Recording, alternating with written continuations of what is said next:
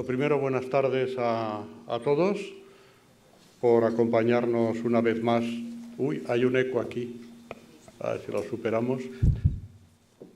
Por acompañarnos esta tarde en el inicio de la cuarta sesión del ciclo Derechos Humanos y Cine, que este año dedicamos a Europa inacabada. Como ustedes saben, son 3 días, hoy, mañana martes y el miércoles 30. El director del ciclo está aquí, Eliseo Pablo, que hablará después para contarnos la película que tenemos. Se llama Europa, de Miguel Ángel Pérez Blanco. Y tenemos con nosotros hoy el lujo de que nos acompañe, si es verdad, el embajador de Francia en España, Monsieur Yves Sanger, que esta mañana estaba en Córdoba, sí. Y esta tarde está aquí y esta noche no sabemos dónde, pero no para de recorrer nuestro país. Embajador, yo le agradezco muy especialmente. Gracias por su invitación. Porque sé que era muy complicado, su agenda... No, pero estoy aquí muy feliz de estar con los segovianos. Bien, 2 palabras sobre la trayectoria del embajador. Tiene un largo proyecto de servicio en el Servicio Exterior francés, historiador, viene del mundo docente y la investigación, eso también es mi mundo real, o sea que lo aprecio aún más. Es un gran conocedor de América Latina, fue director del Instituto de Estudios Andinos en Lima, embajador en Brasil, en Sofía también, y ahora en España desde el 2015. Habla un español magnífico y es un lujo tener. Así que gracias de verdad.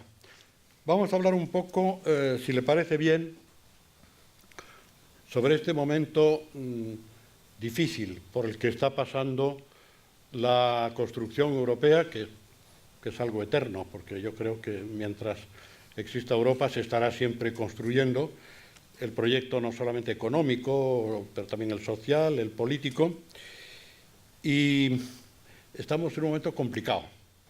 Desde la ilusión de los primeros años, después de la CECA, en fin, nuestros grandes fundadores de Europa, hoy parece que tenemos problemas en el seno de la Unión y tenemos también problemas en el seno del Consejo de Europa, que es otra institución muy importante en materia de derechos humanos y valores.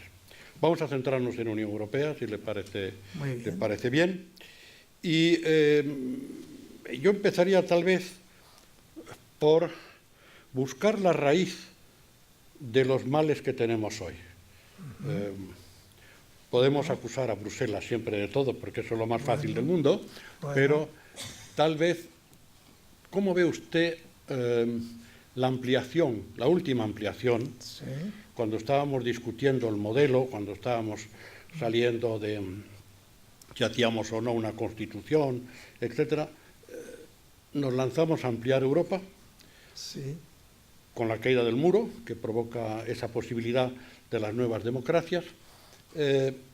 ¿Realmente esa ampliación ha sido demasiado rápida? Porque derecho a que estén, evidentemente lo tienen, nadie lo discute. Ahora, ¿estaban esos países preparados social, políticamente, habían hecho su transformación suficiente para entender lo que era entrar en Europa? Bueno, gracias por tu pregunta y gracias por acogerme esta noche. Yo estuve, ¿lo dijiste? Yo estaba de embajador en Sofía, en Bulgaria, cuando entró Bulgaria en la Unión Europea, el 1 de enero de 2007. Y estuve 3 años embajador, inclusive para negociar la entrada de Bulgaria, que todavía es el país más pobre de la Unión. Y yo me pude percatar de algunas cosas. Primero, que, como lo dijiste, era imposible decir no, porque Bulgaria y las otras también son viejas naciones europeas que en este movimiento de unir los europeos, el ADN de Europa siendo la diversidad, era absolutamente imposible decir esos sí, esos no. Entonces, el hecho era muy después de la caída del muro que se debía integrar. ¿Y por qué? Precisamente viejas naciones europeas querían entrar y querían, claro, y nosotros, los de ya entrados, pensábamos que se iba a entrar para adoptar todas las reglas, inclusive el bloque de valores de la Unión Europea. Yo, y digo eso muy personalmente, mientras se hacía esto, yo pensaba que algunas cosas no se habían claramente hechas. Por ejemplo, yo veía muy claramente que el dumping social, por ejemplo, iba a existir, porque estábamos integrando partes de Europa con un nivel de vida muy bajo, con un nivel de sueldo muy bajo, con un nivel de protección social muy bajo, y claro, la perspectiva era la convergencia de todos, la perspectiva era la cohesión, pero la realidad no era tan obvia. Y entonces yo pensaba que se iba a lanzar unos grupos sociales en contra de los unos de los otros, es decir, cuando digo lanzar, en una competencia entre la gente, y es lo que ocurrió en realidad, porque no se hicieron las cosas de la manera, ¿cómo decir?, para evitar, se pensó que la economía social de mercado lo iba a solucionar todo. Pero no, había tales diferencias que algunas partes de Europa, las ya desarrolladas, las ya en el modo de vida más desarrollado, más, ¿cómo decir?, en el bienestar, bueno, tuvieron que en este momento luchar en contra de otros que venían de ahí, y entonces fue complejo. También fue complejo otra cosa, que fue, me parece, precisamente este trauma que tuvieron con la Unión Soviética, en el bloque soviético, bueno, y que le hicieron pasar de un sistema casi siempre autoritario a otro sistema autoritario. Bueno, cuando se entró en la democracia, no es que no querían la democracia, claro que sí querían la democracia y la libertad, pero se hizo, como lo dijiste, se hicieron las cosas de una manera muy rápida, y yo me acuerdo muy bien que cuando me fui de Sofía en abril del 2007, precisamente justo después de la entrada, bueno, cuando uno termina su misión de embajador, hace un informe, yo diría un testamento, y yo me acuerdo muy bien que dije, no por ser clarividente, no, pero que se sentía muy bien que había cosas, se habían hecho las cosas a la carrera, y entonces yo dije, bueno, hay cosas que no han sido completamente resueltas, y eso, lo social, lo político y también la estructura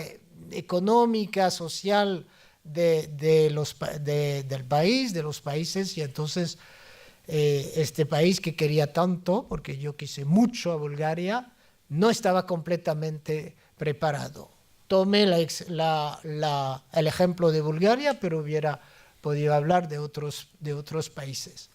Por otro lado, cambió en realidad totalmente la organización de Europa.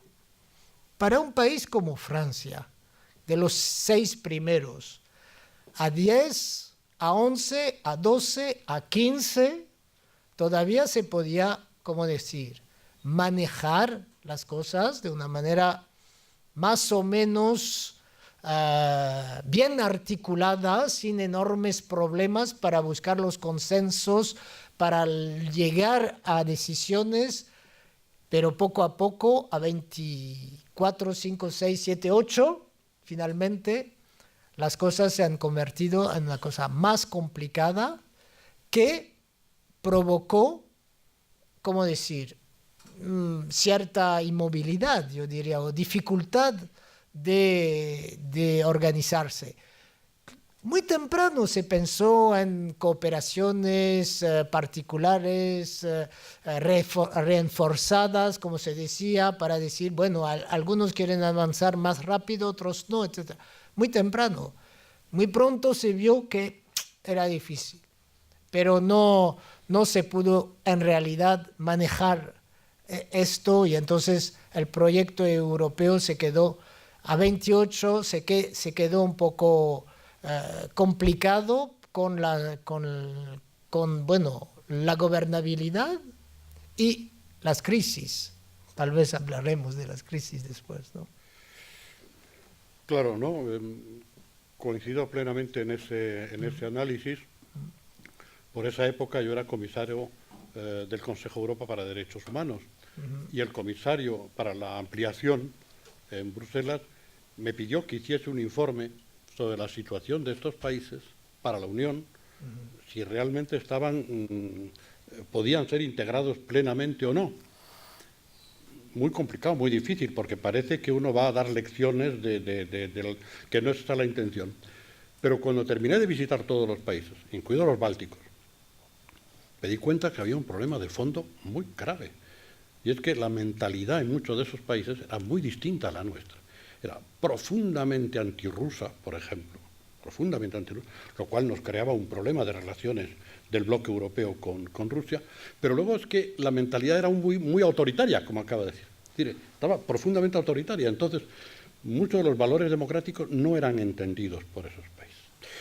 Bueno, se dijo que eso se resolvería con el tiempo, etcétera. Cuando las cosas se cierran en falso, luego es más complicado volver sobre ellas y ordenarlas. Pero bueno, está hecho y ahí tenemos un gran trabajo que hacer. Ahora, mi pregunta siguiente sería, visto lo que hoy tenemos en la composición europea, ¿usted cree que tenemos dos caminos paralelos en vez de uno solo? Por ejemplo, la crisis de Irak, ahí vimos claramente el atlantismo y el europeísmo. La posición de Francia fue muy clara. No se puede jugar a la operación de los Estados Unidos. ¿Por qué no? Primero porque es falso, nos están mintiendo, no es la situación. Abrimos un frente que no se sabe dónde va a parar. Y estos países, este bloque, jugó con los Estados Unidos, rompió la unidad europea. ¿Sigue eso? ¿No sigue? La crisis con la inmigración, con los refugiados, parece que tenemos dos discursos. Uno muy duro hacia el este y uno menos duro hacia el resto de los países, aunque últimamente estamos todos bastante duros en ese panorama, y algunos muy hipócritas como el nuestro, que decimos que acogemos a todo el mundo y no es verdad, no acogemos a nadie. Pero bueno, esa es otra cosa. ¿Cómo ve usted esa situación hoy? ¿Dos caminos o no? No pienso que hay dos caminos, pero hay que explicar algunas cosas. Primero es que las instituciones europeas y el proyecto europeo durante mucho tiempo solamente tenía las herramientas para tratar de las crisis internas, no para tratar de cosas que vienen del exterior. No las tenían. Y entonces una crisis como la del asilo, de la inmigración, no tenía en realidad las herramientas y las posibilidades de organizarse. Tuvo en los 3 últimos años de pensar cómo hacerlo. Y hay que reconocer que como no las tenía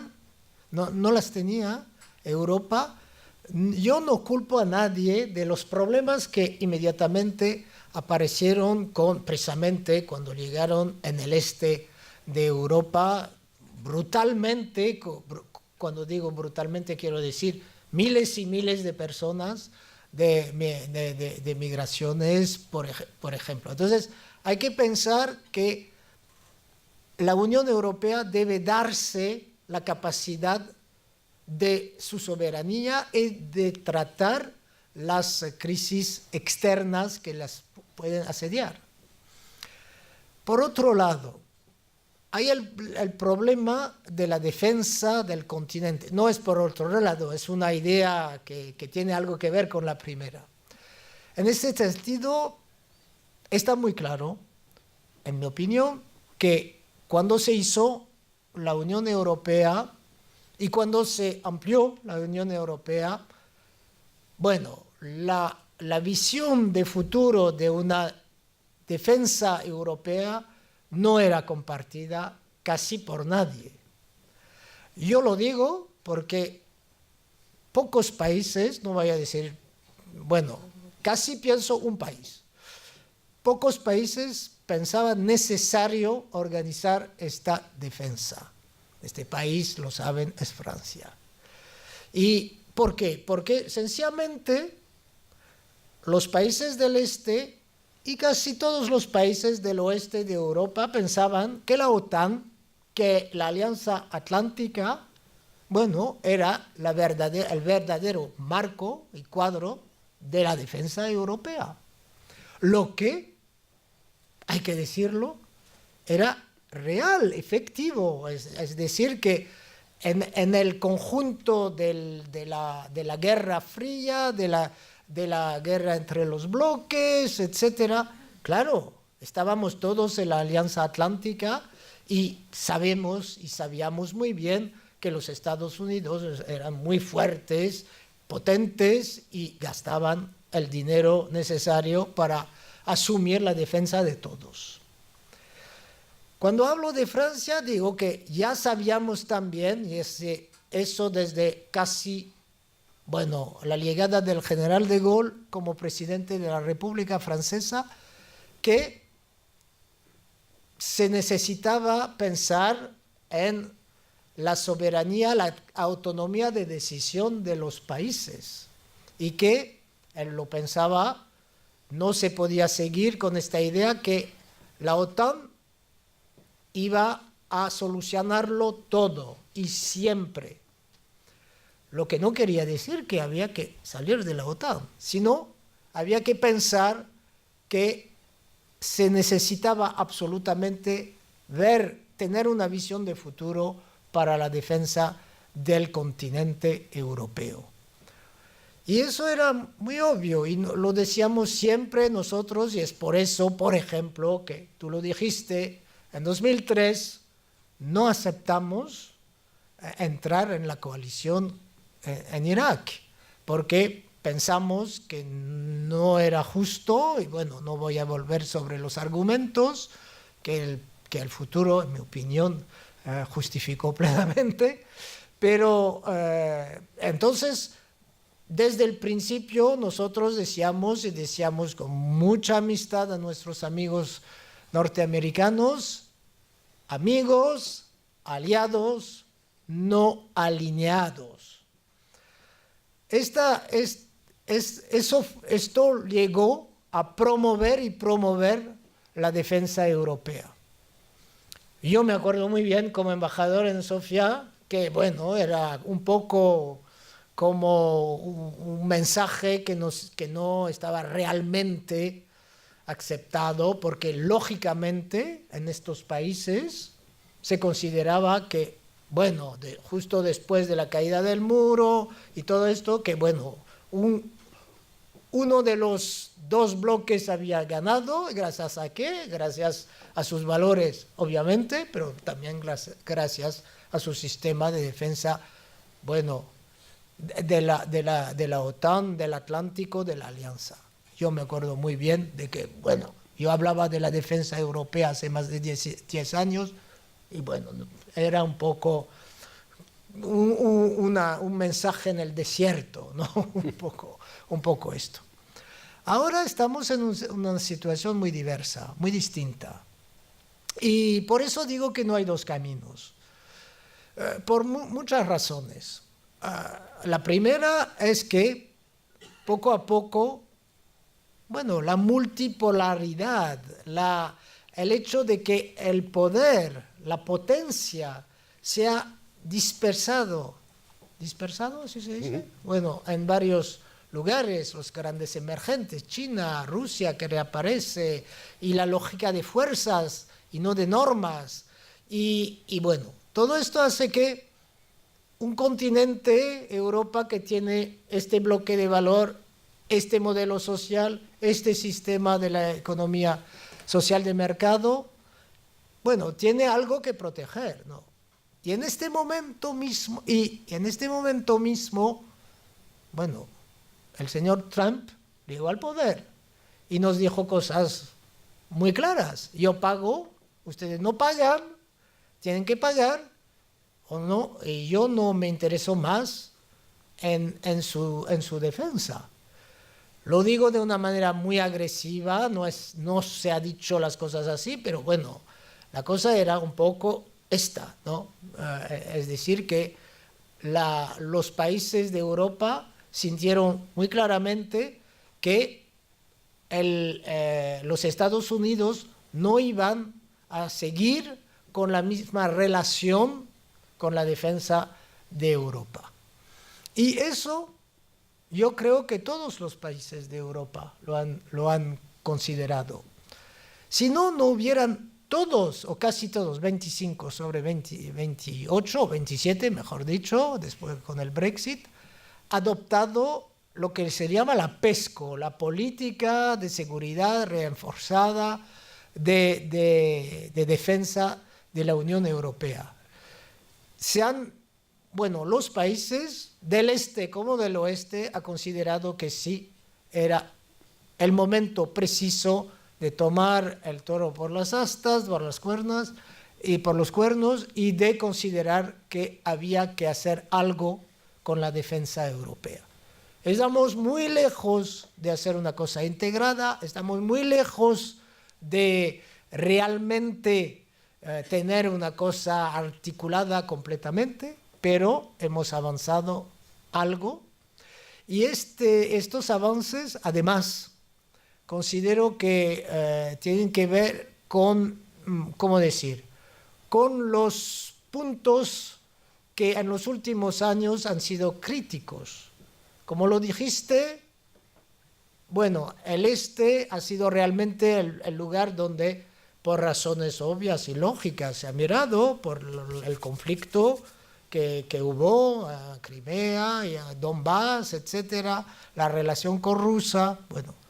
Pero al mismo tiempo, países como España, como Francia, consideraron que la parte sur, el flanco sur, el Mediterráneo, tenía que ser realmente considerado para la defensa del continente.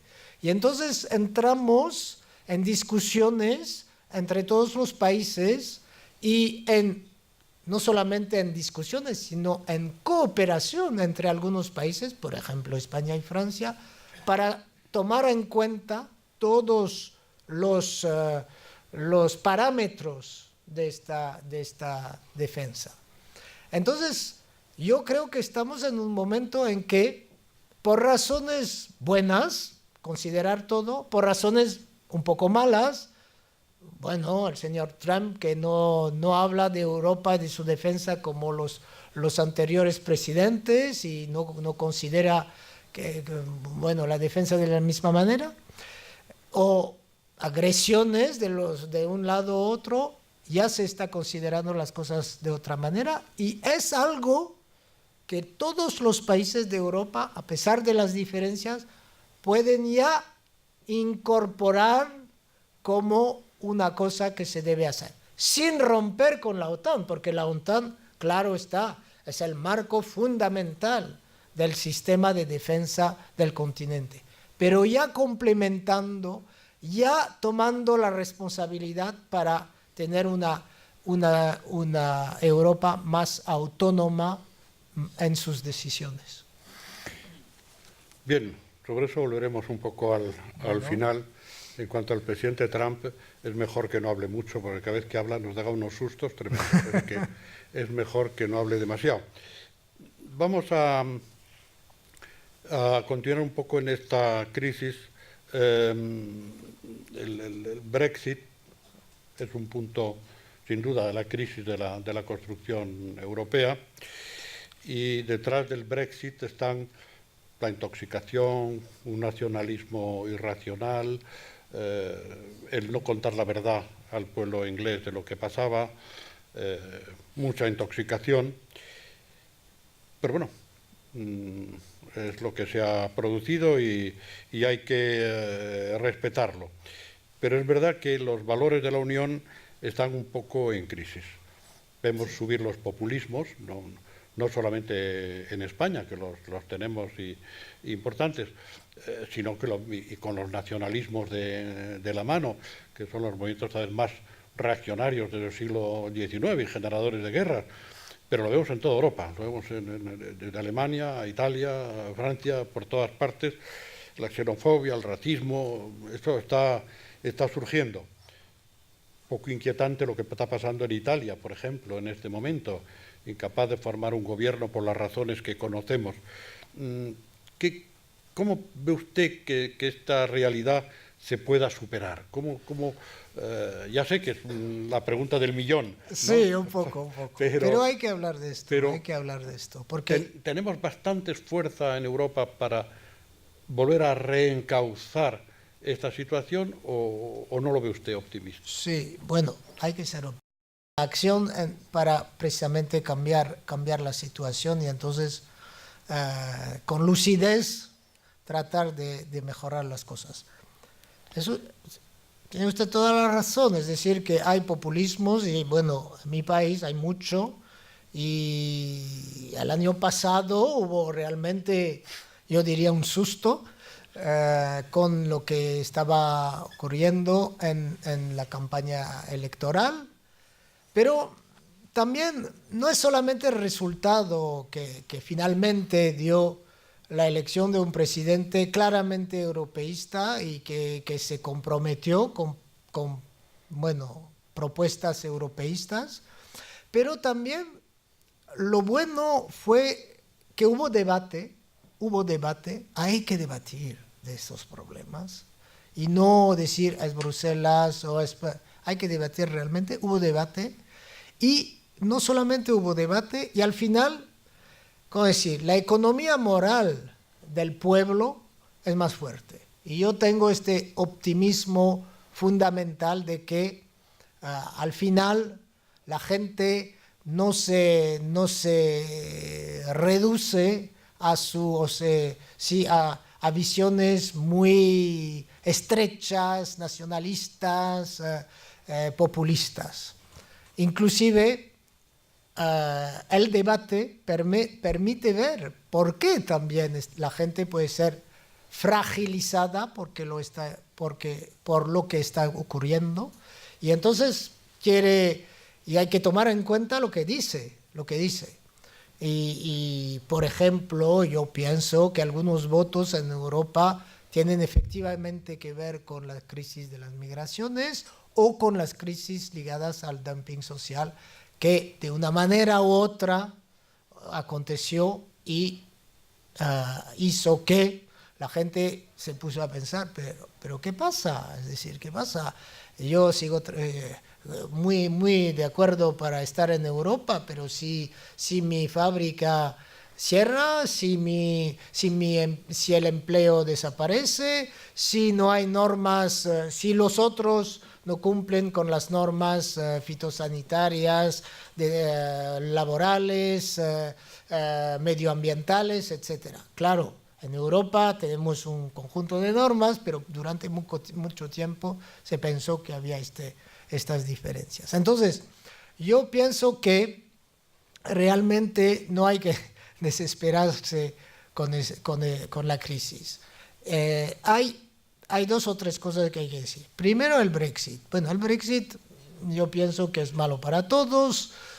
Para los ingleses estoy convencido. Veremos lo que pasa, con todo el respeto. Para nosotros también, porque es una gran pérdida, ¿no? Es una gran pérdida de todo tipo por todo tipo de cosas, es decir, no solamente el mercado, sino también el espíritu, las virtudes del pueblo inglés, etc. Entonces, pero hay un pero. Y este pero es que los pueblos de Europa y los gobiernos de Europa con el Brexit supieron decir, bueno, estamos unidos. Y pusieron en marcha una negociación de muy buena calidad, un marco muy, muy fuerte, cuando mucha gente pensaba, después del Brexit, todos los gobiernos de Europa van a negociar directamente con el Reino Unido para sacar el mejor provecho de este terremoto. No tuvo lugar esto, y hasta la fecha estamos muy unidos y estamos manejando o monitoreando, ¿se dice esto? Bien, la salida que, bueno, va a ocurrir el 31 de marzo del 2019 con después un periodo de transición hasta el 31 de diciembre del 2020. Bueno, eso no es completamente seguro, se puede tal vez alargar un poco, pero en fin, las cosas funcionan bien. Ahora,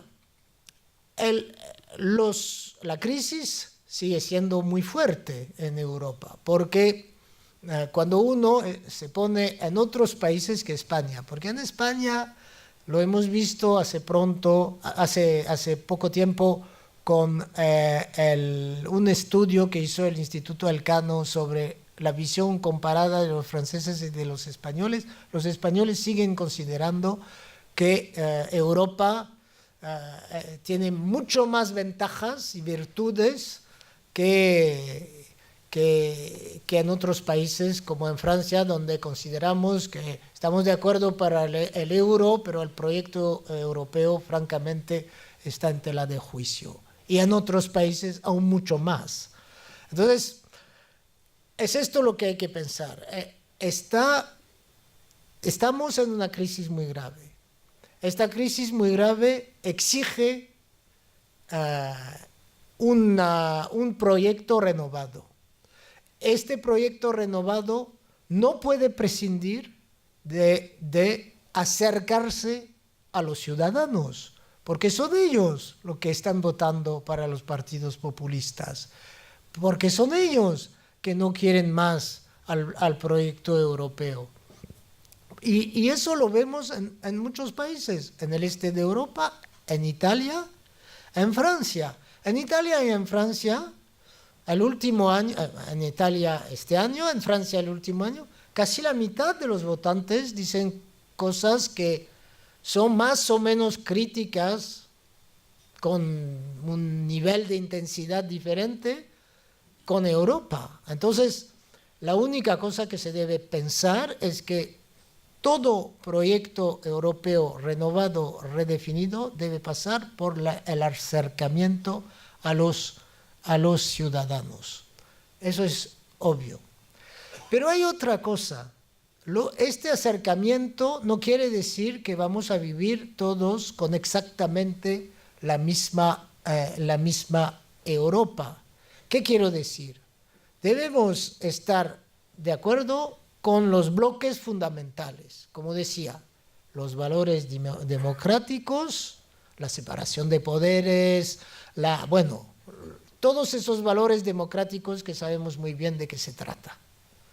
La economía social de mercado, el modelo social, esas cosas son cosas fundamentales. Una carta de los derechos y todo esto. Después vamos a vivir todos con nuestras modalidades de Europa, porque se ve claramente que la ciudadanía europea no es una cosa consistente. La ciudadanía europea son esos valores, esa capacidad de entrar en comunicación con los otros, de circular, de construir redes intelectuales, universitarias, etc.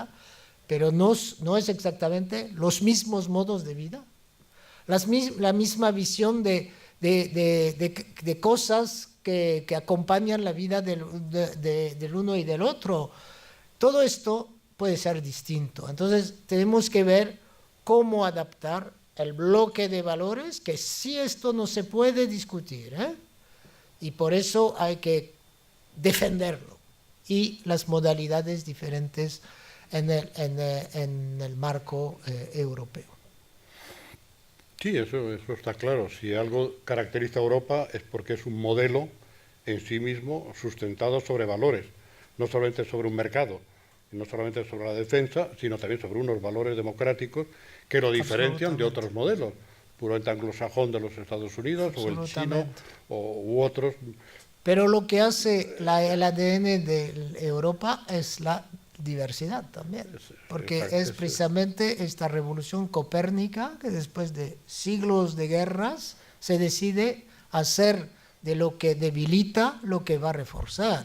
Claro. Y es la lógica misma al principio del convenio del entendimiento entre Alemania y Francia. Es decir, nos hemos combatido siglos, pero vamos a hacer de esta diferencia la fuerza del proyecto. Y es para todos los pueblos de Europa así. Se debe absolutamente usar la diversidad como una palanca para la fuerza de Europa, no para su debilidad. Pero sin olvidar los principios, los valores, que si olvidamos los valores, se finí. Claro, no, y un proyecto común, un proyecto que nos mantiene en el progreso económico, social, que claro. Es muy importante, social, no solamente un mercado, sino y también político. Y ahí casi estamos llegando al final, que enlaza un poco con lo que hemos hablado antes de la defensa. Claro, Europa se ha dado cuenta ahora que los Estados Unidos tienen otro ritmo y otros objetivos. Al menos con este presidente no podemos contar con los Estados Unidos. Pero ¿qué pasa con nuestro socio geográfico del este? Es decir, con la Federación de Rusia. Durante mucho tiempo hemos vivido en la Guerra Fría. Eso terminó. Yo tengo la impresión personal que no hemos entendido lo que había que hacer con la Federación de Rusia para impedir que sea o entre en el camino que está entrando ahora, que es volver a reconstruir una especie de imperio o idea imperial de la gran Rusia actuando sobre todo. Me parece que es, pienso, peligroso dejar que eso continúe, el nacionalismo ruso, muy clásico, ya lo conocemos, pero necesitamos Rusia para nuestra defensa. Es una parte fundamental de Rusia para todo lo que es el continente asiático, para Europa. ¿Nos podemos permitir el lujo de vivir de espaldas a Rusia o en conflicto con Rusia? Bueno, el presidente de la República Francesa se fue a Rusia hace 2 días, 3 días. Estaba hace poco con el presidente. Sí, al final de la semana pasada. Y claro, lo que dice es lo que usted dice, es decir, que no se puede hacer. Tenemos esta tradición un poco del gaullismo, del mitterrandismo. Nosotros los diplomáticos franceses tenemos un poco un bloque que se llama le gaulo-mitterrandismo, el gaolo-mitterrandismo, que más o menos dice que no se hace política exterior con sueños, sino con realidades. La realidad es que hay en el este de Europa un país inmenso, un país que siempre va a tener un papel hasta que las naciones desaparezcan, y no es para mañana, y no lo queremos además nosotros, ni la nación española, ni la nación francesa, etc. Y entonces, y es parte de lo que fue tal vez en los últimos años el proyecto europeo, que pensó prescindir de las naciones, lo que no es cierto, no es posible. Hay que hacer una cosa con las naciones, no en contra de las naciones. Y entonces, lo que quiero decir es que, claro, no podemos pensar las cosas sin tener en cuenta las realidades de esta inmensidad y de lo que ha pasado. Bueno, yo no quiero comentar demasiado lo que es Rusia, lo que ha sido, etcétera, pero hablar con Rusia se debe hacer siempre. Porque es un país muy importante, además un miembro permanente del Consejo de Seguridad, y entonces tiene un papel fundamental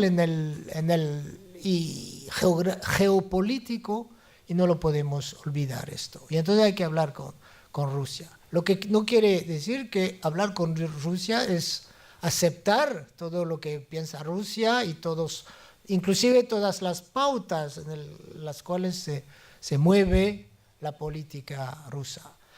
Entonces, por eso hay que hablar y convencer. A veces estamos de acuerdo. Por ejemplo, cuando se firma el Convenio de París sobre el cambio climático. Pero a veces no estamos de acuerdo. Lo que pasó precisamente, lo que sigue pasando en el este de Europa, también los problemas del Medio Oriente, en el cual estamos de acuerdo para el acuerdo con Irán sobre la proliferación nuclear, pero no estamos de acuerdo sobre otros temas. Entonces, hay que hablar de todo y ver cómo, en vez de estar en un puro juego muy tradicional, yo diría muy anticuado, pero lamentablemente renovado, de los pulsos, de las fuerzas, de cómo se hace la relación de fuerzas. No, debemos hablar para tratar de llegar a algunos consensos, de ver en dónde no estamos de acuerdo, de seguir con nuestros principios y de tratar de llegar a una gobernanza mundial sin ser así, sin sueños, pero tratando siempre de desactivar los riesgos de guerra.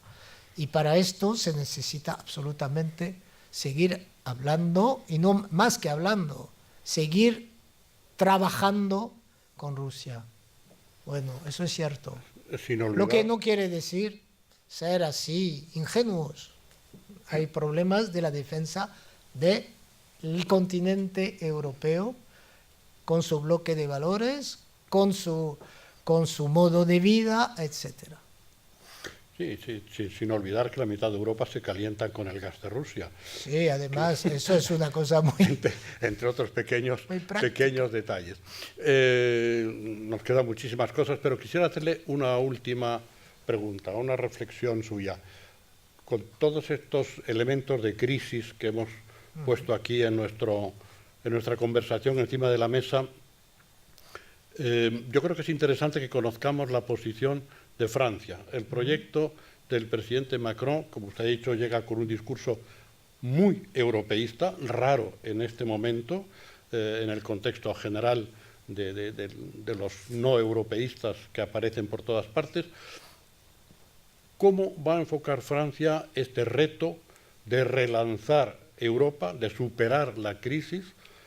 ¿Volvemos al axe franco-alemán, de la locomotora que se dijo en su o cuál es el proyecto del presidente Macron, que ahora acaba de estar con el presidente Putin, que ha hablado con Trump?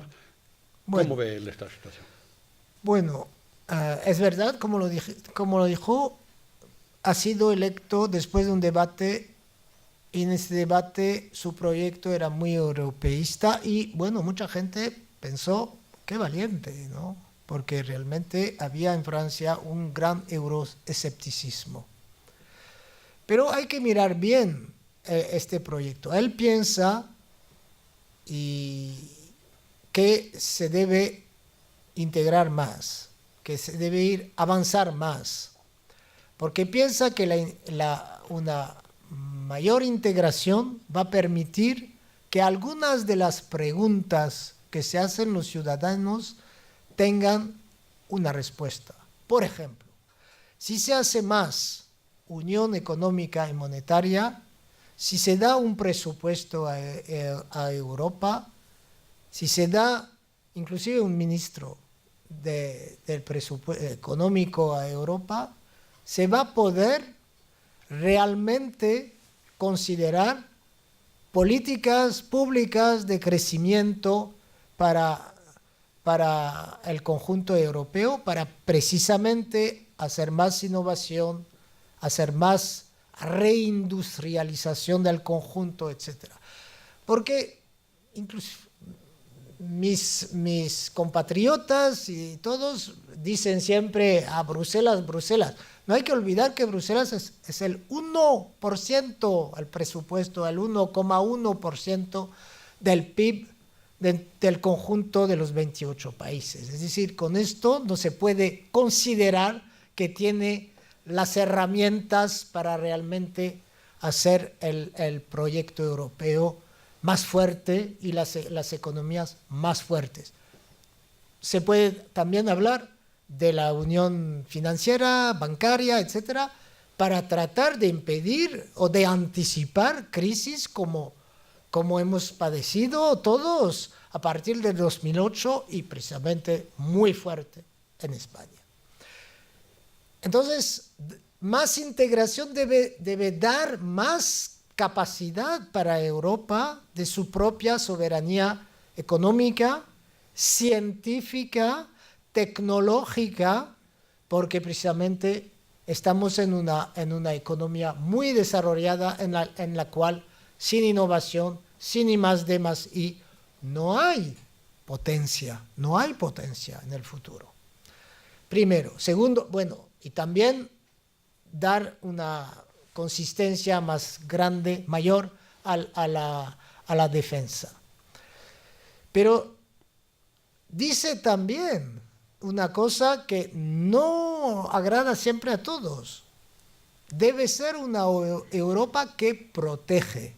Y cuando dice que protege, no habla solamente de defensa militar, habla de los derechos sociales, de las normas que se deben contemplar cuando se hace un convenio, un acuerdo de libre comercio de nueva generación, cuando se consideran precisamente los intercambios comerciales, financieros, etc. Por ejemplo, una propuesta que se comparte con España, que es un poco de fiscalidad sobre los GAFA, sobre los grandes del Internet. Porque donde se crea valores hay que pensar en la fiscalidad. Y hay en la cadena de valores una inmensa importancia ahora del Internet. Entonces hay que hacer algo como esto. Entonces, una Europa más integrada, pero que protege. Porque si no protege, los ciudadanos no van a seguir.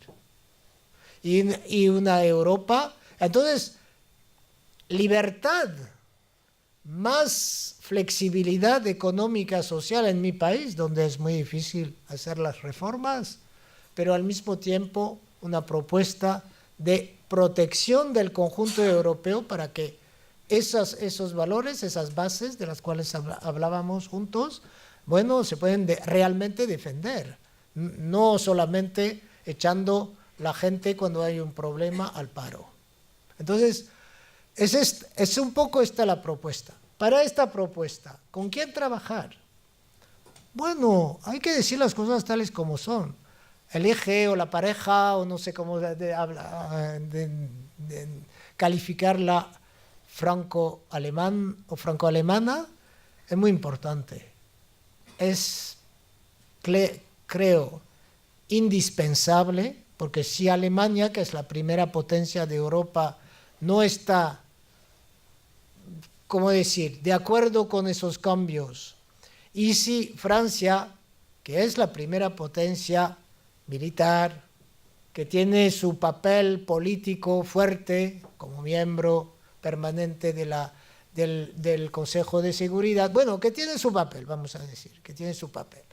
Entonces, si esta pareja no está de acuerdo, el sistema no va a poder cambiar, no es una condición suficiente de ninguna manera.